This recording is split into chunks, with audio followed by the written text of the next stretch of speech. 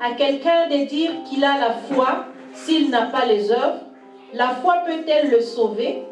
Si un frère ou une sœur sont nus et manquent de la nourriture de chaque jour, et que l'un d'entre vous leur dise, allez en paix, chauffez-vous et vous rassasiez, et que vous leur donniez pas ce qu'il est nécessaire au corps, à quoi cela sert-il? Il en est ainsi de la loi. Si elle n'a pas les œuvres, elle est morte en elle-même. Mais quelqu'un dira, toi tu as la foi et moi j'ai les œuvres. Montre-moi ta foi sans les œuvres, et moi je te montrerai la foi par mes œuvres. Tu crois qu'il y a un seul Dieu? Amen. Lis la dernière phrase. Tu crois qu'il y a un seul Dieu, tu fais bien.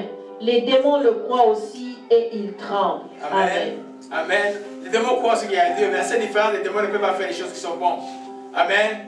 Voyez un peu, l'apôtre dit simplement ceci: si tu as la foi, moi j'ai les œuvres, montre-moi la foi sans les œuvres, moi je te montrerai par mes œuvres la foi. Il montre l'exemple de quelqu'un qui est nu.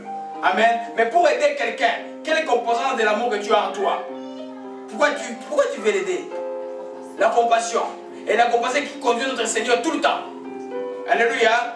Amen. Alors, nous, quelqu'un qui a la cupidité n'a pas la compassion. Amen.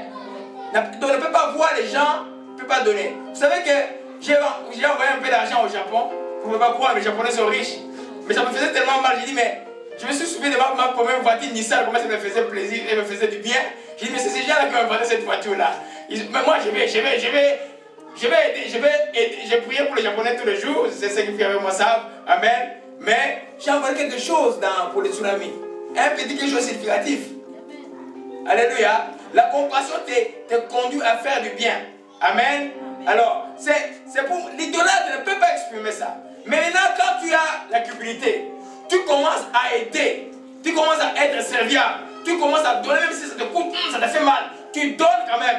Tu vas te libérer de la cupidité. Alléluia. Amen. La Bible nous parle encore, je vais aller vite, vous allez lire ça dans Luc 10, verset 25 à 38, nous parle de quoi? Vous connaissez l'histoire? Amen. Du Samaritain. Amen. On dit bon Samaritain, mais ce n'est pas écrit dans la Bible bon Samaritain. Amen. L'histoire des Samaritains, alléluia, parce qu'il y a qu'un seul Dieu qui est bon, la Bible ne peut pas se contredire. Alléluia. Amen. Luc 10, verset 25, alléluia. Je vais juste, Jésus nous montre juste l'exemple de quelqu'un qui était blessé, frappé par les voleurs, alléluia. Et les pharisiens est venu, qui connaissaient la loi, il est passé, les scribes est venu, il est passé. Mais finalement, les Samaritains, qui étaient considérés comme les gens qui ne connaissent pas Dieu, il a aidé la personne, il a pensé ses plaies, il a pris soin de la personne, il a même payé un hôtel pour qu'on soit de cette personne-là. Amen. Et Jésus dit, pose la question à celui qui a posé la question, qui est le prochain dans ces cas-là? Il dit, c'est les derniers. Alléluia. Parce que la Bible dit, aime ton prochain. Alléluia. Vous voyez un peu, cette dimension de compassion, si tu commences à la développer, c'est alors que la cupidité et l'idolâtrie te quittent. Alléluia. Amen. Si toi, toujours ta chrétienté, c'est qu'on puisse toujours faire des choses pour toi, tu ne fais jamais rien pour les gens, tu as un problème, mon bien-aimé. Alléluia. Amen. Il faut avoir le temps pour les gens. Amen. Hier, j'étais en pleine autoroute, quelqu'un m'appelle, un enfant de 24 mois à l'hôpital entre la vie et la mort. Je n'ai pas le choix. Et quand j'avais mes écouteurs, je priais comme ça, pendant près de 30 minutes sur l'autoroute, j'arrive à l'endroit où Jésus dit, avant de prier pour vous, priez d'abord pour le bébé qui est à l'hôpital. Et le Seigneur a parlé, je suis cet enfant vivra. Amen. Ce qui pousse, tu vas servir Dieu avec joie, tu dois avoir la compassion. Ce n'est pas la compassion, tu vas te fatiguer. En cours de route, tu vas te fatiguer, tu vas te plaindre. Alléluia. Amen. Alors, ça, nous voyons ça, c'est marcher sur l'esprit. Là, nous sommes en train de le montrer quand on dit tu vas manifester l'amour. En fait, tu vas produire les actes qui prouvent que tu es une personne qui aime les gens. Parce que l'amour, ce n'est pas des sentiments seulement. Alléluia. Alors, parmi les fruits de l'esprit, il y a encore, je vais terminer dans les temps, il y a encore une autre portion, parce que c'est un fruit, une autre portion que nous allons voir qui est la patience. C'est le deux qui nous intéresse par rapport à l'idolâtrie. C'est l'amour et la patience. Amen. On a vu, quand nous voyons comment on devient idolâtre, on a vu que quand la promesse est tarde, pour beaucoup. Tu attends la réponse de Dieu. Tu attends une guérison. Tu attends les choses n'arrivent pas. Et tu dis comme les enfants d'Israël, oh, c'est Moïse depuis qu'il est parti. Eh bien, bon, faisons un Dieu à notre image. Trouvons d'autres solutions.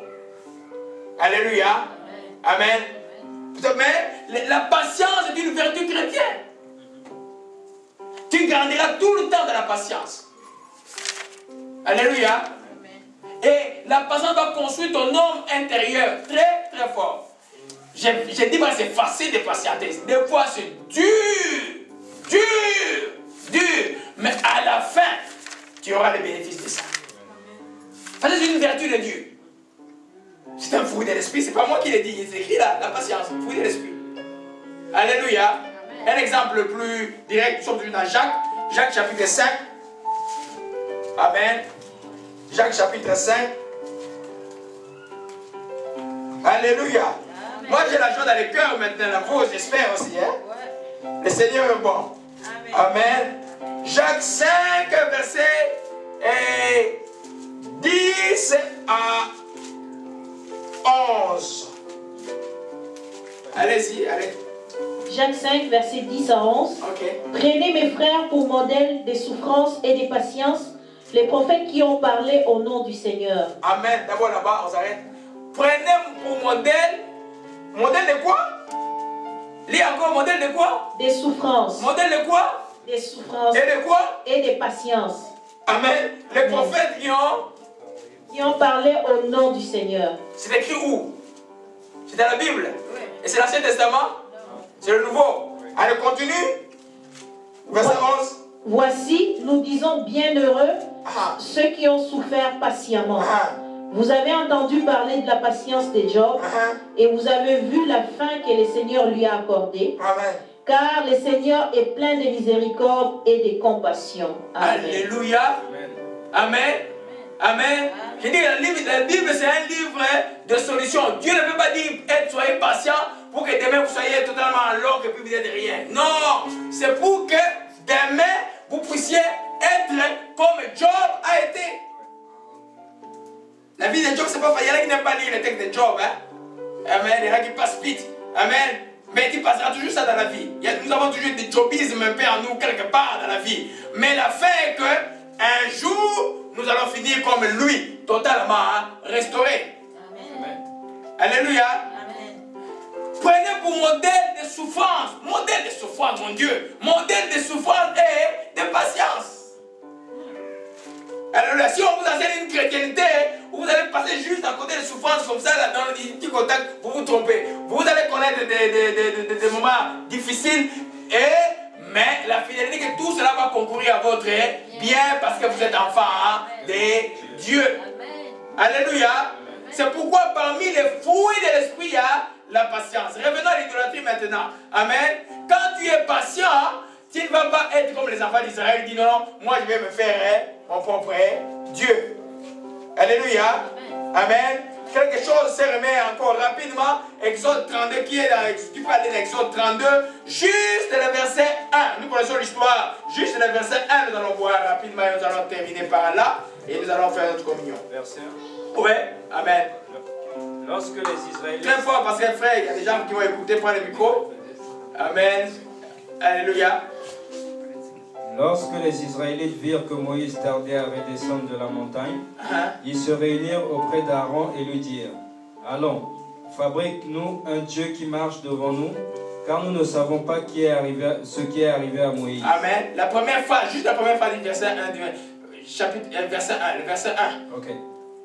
Lorsque les Israélites virent que Moïse tardait à redescendre de la montagne, lorsqu'ils virent que Moïse tardait, alléluia. Quand ils voient que la promesse est tard.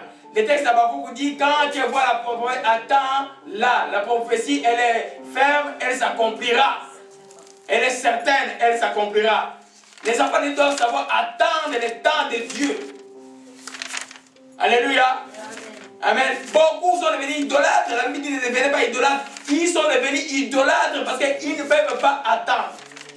Alléluia. Maintenant, dans les cas de solution, quand il sait attendre, c'est une prévention. Tu ne deviendras jamais idolâtre. Tu ne vas pas imaginer un Dieu ou des solutions de ta propre manière. Tu attendras ce que Dieu va proposer. Tu ne vas pas dire, ah, mais cet enfant ne vient pas. Bon, moi je vais aller au maman du coin là. Il nous suffit avec la Bible un peu. On va toucher la Bible, on va toucher. Moi je vais avoir un enfant là-bas. Tu vas avoir un monstre là-bas. Alléluia. Savoir attendre, mes bien-aimés, est une vertu chrétienne. C'est le fruit de l'esprit que nous venons de voir. Alléluia. C'est vraiment une solution préventive par rapport à l'idolâtrie. Ceux qui savent attendre ne vont pas dire comme les enfants d'Israël. Hey, mais qu'est-ce que Moïse là? Ils ont vu les miracles. Comme toi, tu as déjà vu des miracles. Plein de choses que Dieu a fait dans ta vie. Mais à un moment, une épreuve perdue. Tu dis, ah, cette fois-ci, je crois que moi, je vais trouver mes propres solutions. Tu es l'idolâtre. Amen. Ta propre idée est comme ton Dieu. Alléluia. Amen. C'est par là que nous allons terminer tout l'enseignement sur l'idolâtrie. Amen. Mais l'enseignement, vous savez pourquoi ça s'appelle, il faut le réécouter. L'enseignement sur les sites. Amen. Il reste juste la séance d'aujourd'hui qui n'est pas là. Tout est déjà sur les sites. Réécoutez-les et enseignez-les aux gens. Alléluia. Alléluia. Seigneur, nous bénissons ton Seigneur encore pour cette parole que tu nous as donnée par rapport à l'idolâtrie. C'est quoi l'idolâtrie? Comment on devient idolâtre? Comment on chute dans l'idolâtrie? Et les solutions que tu nous donnes, que nous venons de voir aujourd'hui, Père véritable. Cela est ta parole, laisse que cela opère, nous libère complètement de toute nos fausses conceptions opère par rapport à l'idolâtrie et à tout mensonge que l'ennemi peut mettre dans nos vies. Mais nous te rendons grâce que cela va être une bénédiction pour nous et pour ceux qui écouteront ce message. Père, nous rendons grâce. Te disons simplement merci, que ton nom soit loué et soit exalté. Nous bénissons ton Seigneur pour ta parole. Au nom de Jésus-Christ, nous t'avons ainsi prié. Amen.